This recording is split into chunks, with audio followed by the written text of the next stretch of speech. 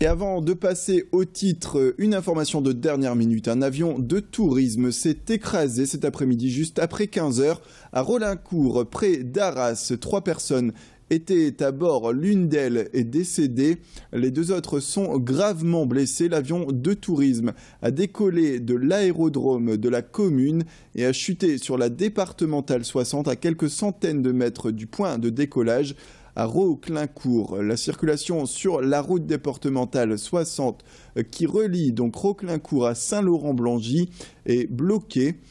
Voilà pour cette information. Donc, concernant cet accident, plus d'informations à venir dans un prochain flash.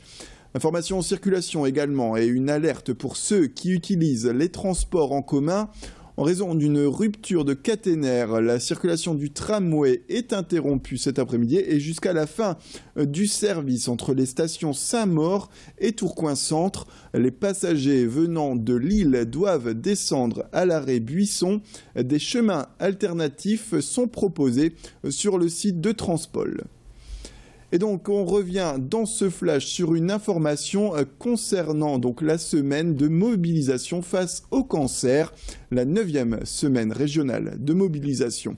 Le but, promouvoir la prévention, la qualité et l'accessibilité des soins dans la région. De nombreuses opérations sont proposées comme des événements sportifs et des spectacles. L'occasion cette année aussi de fêter les 10 ans de la lutte du Nord-Pas-de-Calais contre les cancers, en réduisant notamment l'impact des inégalités sociales et territoriales de santé. La région posséderait ainsi le parc le plus performant de France, avec des technologies de pointe et surtout un tissu associatif très actif. Sarah Natché, notre journaliste, a pu rencontrer les organisateurs de cette 9e semaine de lutte contre le cancer dans la région. On l'écoute. Un autre aspect que celui du soin, c'est celui de la prévention, évidemment, sur lesquels il faut avancer, sur lesquels nous progressons. C'est le dépistage et le diagnostic précoce. Et nous savons que là, effectivement, nous avons à mettre l'accent sur les personnes les plus éloignées, celles qui cumulent des difficultés, qui sont en situation socio-économique difficile et qui en même temps peuvent avoir des conduites à risque dont elles n'ont pas conscience. Dans ce flash, un chiffre, 90 centimes d'euros par an et par habitant. C'est ce que s'apprête à dépenser la métropole européenne de Lille pour ses aménagements cyclables, ce qui représente au total un budget de 1 million d'euros. Un chiffre en net recul selon l'association de droit au vélo par rapport aux années précédentes où ce budget avait atteint 4 millions d'euros. La comparaison avec les autres villes comme Bordeaux qui dépensent près de 18 euros par habitant et Paris qui a adopté un plan vélo de 150 millions d'euros sur 5 ans est encore plus flagrante selon cette association. Les moyens accordés à la place du vélo paraissent donc peu cohérents selon elle par rapport à l'objectif affiché de la MEL de faire passer la part du vélo à 10% d'ici à 2020. Une situation que dénonce donc l'ADAV, l'association de droit au vélo. Rémi Pem les a rencontrés. Avec ce nouveau budget, on craint qu'il n'y ait pas assez d'argent pour faire des nouveaux aménagements et qu'il n'y ait plus d'augmentation de la part modale du vélo sur la métropole lilloise. Ce qui serait vraiment très dommage, surtout qu'on a l'impression que Lille Métropole s'est affichée à une volonté de faire.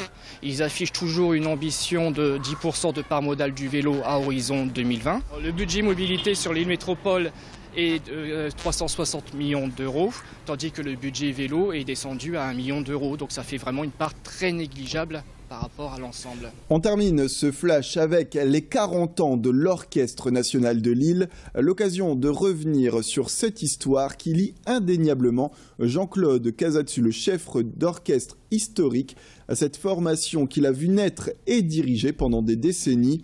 Les 40 ans seront célébrés au stade Pierre-Mauroy à Villeneuve-d'Ascq le 17 juillet avec entre 15 000 et 20 000 spectateurs attendus. L'objectif de l'ONL est toujours, depuis sa création, de sensibiliser le public à la musique classique et notamment le public scolaire.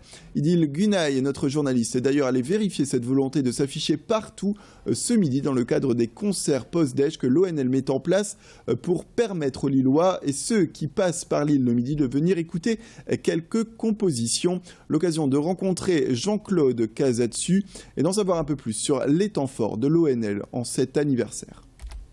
On a si vous voulez, deux temps forts pour célébrer ce 40e anniversaire, la Symphonie Résurrection et toute une série de concerts ludiques autour de Offenbach, Johann Strauss, Franz Lehár, pour montrer les deux aspects de l'orchestre, l'aspect profond, l'aspect métaphysique et en même temps l'aspect ludique. C'est la musique s'adresse à l'imaginaire, c'est un chemin de vie et c'est, je crois plus que jamais, l'occasion de montrer à quel point elle est nécessaire pour la part d'émotion qu'elle transmet. Voilà, l'ONL qui sera donc en concert le 17 juillet au stade Pierre-Mauroy. Et c'est la fin de cette édition. Merci à toutes et à tous de nous avoir suivis. L'information continue bien entendu sur Grand Lille TV avec un prochain flash à 18h15. En attendant, place à la météo, sans oublier de faire un point en cette heure de pointe sur l'infotrafic en temps réel.